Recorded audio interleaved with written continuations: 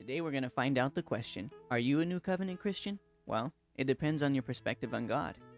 When a child continues to break the rules of their parents, what should be done? Keep in mind that these rules were set to protect the child, and every time they were broken, the child was in danger. Should the rules be upheld and explained deeper with encouragement?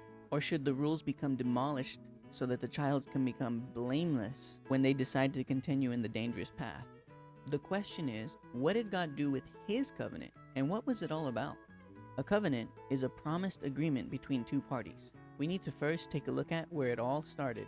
There was nothing in the ark except the 2 stone tablets that Moses had placed in it at Horeb, where the Lord made a covenant with the Israelites after they came out of Egypt. God's side of the agreement was the 10 Commandments, and listen to what the people's side of the covenant was. When Moses went and told the people all the Lord's words and laws, they responded with one voice, "Everything the Lord has said, we will do." Added to that agreement, because of their sins, was the book of the law. Then he took the book of the covenant and read it to the people. They responded, "We will do everything the Lord has said. We will obey." This book contained the civil laws, health laws, priesthood laws, sacrificial laws, including the feast days, with yearly Sabbaths and circumcision. You can find out more about these laws in Deuteronomy and Leviticus. Their side of the agreement is repeated in Deuteronomy chapter 5, verse 27. But notice how God felt about their side of the agreement, or their part of the covenant.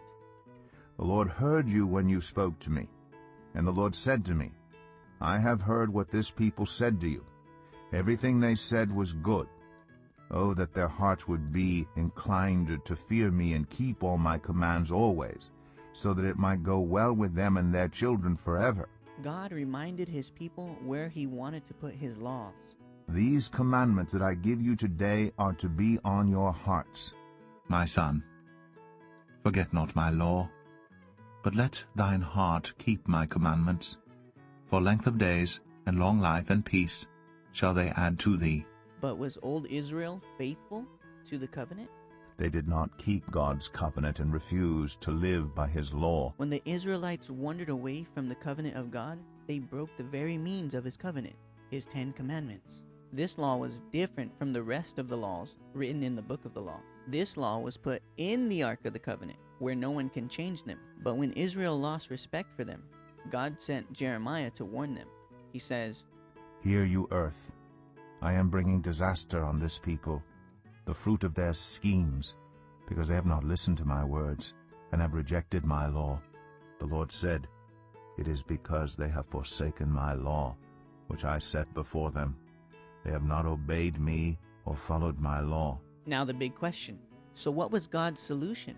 Did He change His mind and abolish His law because His people were condemned for breaking it? Or did He uplift it with encouragement? Many Christian churches today teach that God destroyed His law when He renewed His covenant with His people. But He says, "I will not violate my covenant or alter what my lips have uttered." so are Christians today calling God a liar?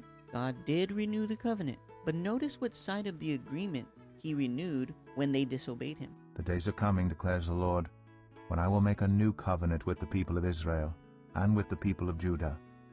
It will not be like the covenant I made with their ancestors when I took them by the hand to lead them out of Egypt, because they broke my covenant, though I was a husband to them, declares the Lord. This is the covenant I will make with the people of Israel after that time, declares the Lord. I will put my law in their minds and write it on their hearts. I will be their God, and they will be my people." So we see that His law is still a part of the new covenant. This does not include the ordinances and curses against us that were written in the book of the law. Instead of His people promising to keep His law, He promised to keep His law in us. This is repeated in Hebrews chapter 8. "For if there had been nothing wrong with that first covenant, no place would have been sought for another. But God found fault with the people and said, The days are coming, declares the Lord, when I will make a new covenant with the people of Israel and with the people of Judah.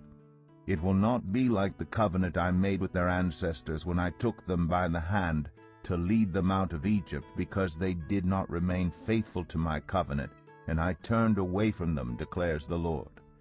This is the covenant I will establish with the people of Israel after that time, declares the Lord. I will put my laws in their minds and write them on their hearts. I will be their God, and they will be my people. So are you a new covenant Christian? Do you have faith in Jesus that results in keeping the commandments of God in your heart and mind? Here are a few prophetic verses about the new covenant.